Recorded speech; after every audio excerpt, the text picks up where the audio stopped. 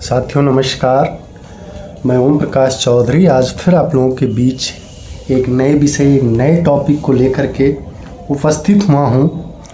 और ये आज का जो नया विषय है, नया टॉपिक है, ये बहुत महत्वपूर्ण टॉपिक है। तो इस टॉपिक को भी थोड़ा सा ध्यानपूर्वक सुनिए, क्योंकि अगर आप स्वास्थ्य के क्षेत्र में हैं या अपने स्वास्थ्य को सही रखना चाहते हैं या स्वास्थ्य के किसी फील्ड में हैं या न्यूट्रिशन के फील्ड में हैं, तो हमें इन सारी चीज़ों को समझना बहुत ज़रूरी है। ठीक है, सप्लीमेंटेशन के बिजनेस में हैं तो ये जो सारी चीज़ें बताई जा रही हैं, उन सारी चीज़ों को समझना बहुत ज़रूरी है। ठीक है, और मुझे आशा है कि आप सभी लोग स्वस्थ होंगे, मस्त होंगे और अपने जीवन में आगे बढ़ रहे होंगे।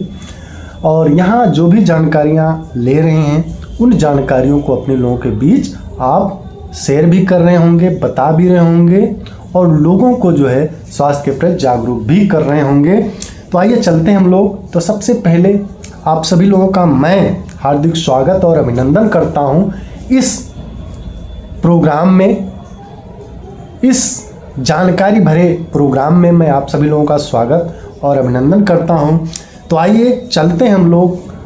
और आज का टॉपिक जो है वो है प्रोटीन के स्रोत।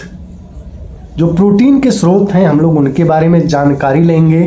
तो कुछ हम लोग यहाँ एक एग्जाम्पल लेंगे, कुछ जानवरों मतलब एनिमल बेस्ड प्रोटीन रहेंगे और कुछ प्लांट बेस्ड प्रोटीन रहेंगे। तो आइए चलते हैं हम लोग अपने टॉपिक पे। तो साथियों, यहाँ पर आज हम लोग कुछ बातें करेंगे जो प्रोटीन के स्रोत हैं। ठीक है, तो कुछ प्रोटीन के जो स्रोत हैं पशु आधारित हैं, कुछ प्रोटीन के जो स्रोत हैं वनस्पति पर आधारित हैं। तो यहाँ पर उन सोर्सेस को आप लोग देख रहे होंगे स्लाइड में, वो सोर्सेस आप लोगों को दिख रहे होंगे। ठीक है, तो आइए हम लोग इस पर थोड़ी सी और जानकारी लेते हैं एक एक करके, जो है कि किसमें कितना प्रोटीन है। ठीक है, तो हम लोग चलते हैं। सबसे पहले देखते हैं पौधों पर आधारित प्रोटीन। और ये जो भी आप लोग स्लाइड में देख रहे होंगे, ये पर 100 ग्राम का एक रेशियो लिया गया है। यानी जब 100 ग्राम कोई चीज़ खाएंगे तो उतना प्रोटीन जो है आपको मिलेगा। तो इसमें जो भी आप लोगों को स्लाइड में जो दिख रहा होगा वो पर 100 ग्राम का एक रेशियो लिया गया है। तो उस रेशियो के आधार पे जो है आपको यहाँ समझाने का प्रयास किया जा रहा है कि ये चीज़ इतना अगर आप लेंगे तो आपके शरीर को इतना प्रोटीन आपको मिलेगा। तो आइए चलते हैं। तो आप लोग देख रहे होंगे, दिख रहा है चना।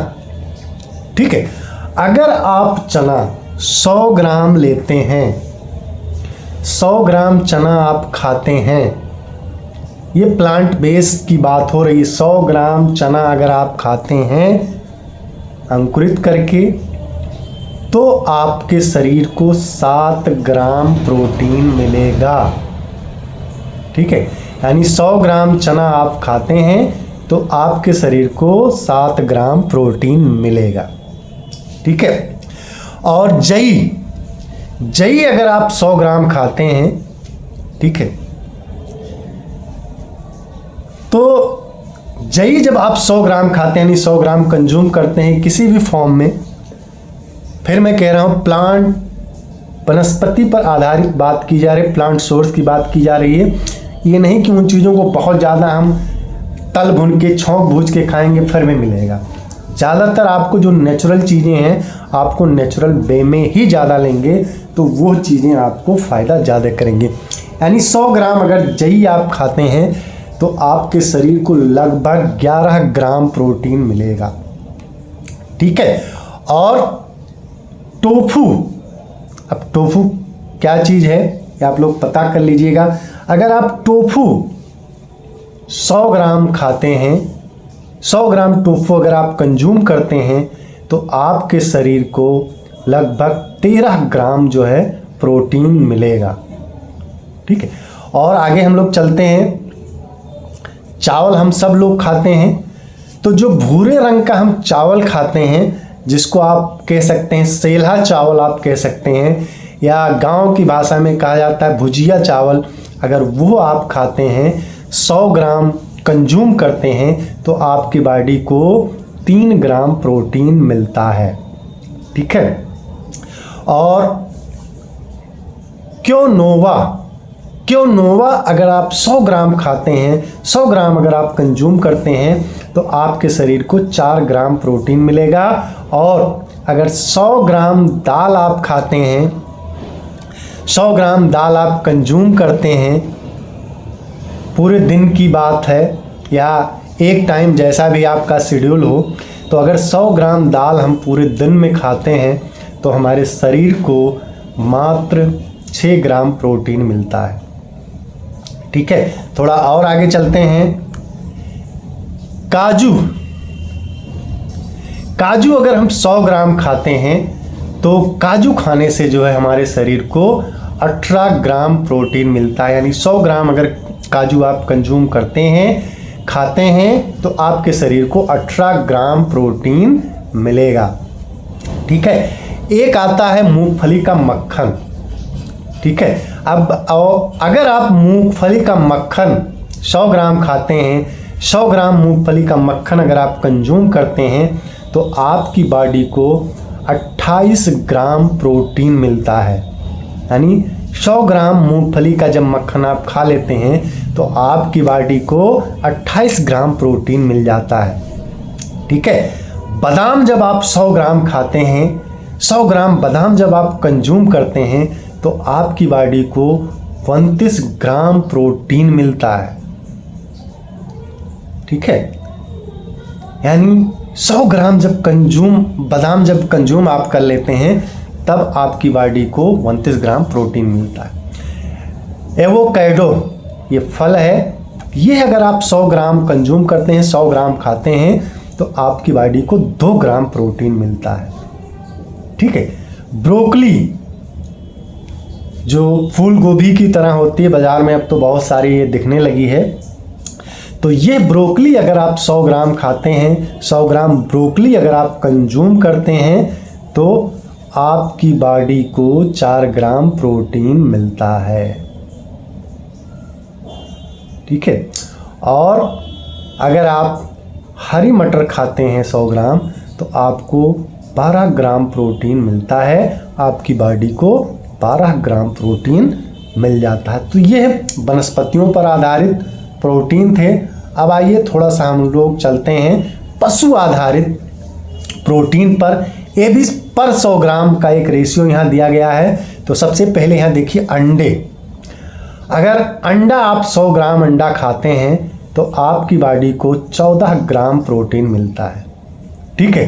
अगर आप चिकन ब्रेस्ट, जो मतलब सीने वाला जो चिकन होता है, जो लोग चिकन खाते होंगे उन्हें पता होगा, जो सीने का चिकन होता है, अगर वो 100 ग्राम अगर आप खाते हैं, तो आपकी बॉडी को 25 ग्राम प्रोटीन मिलता है।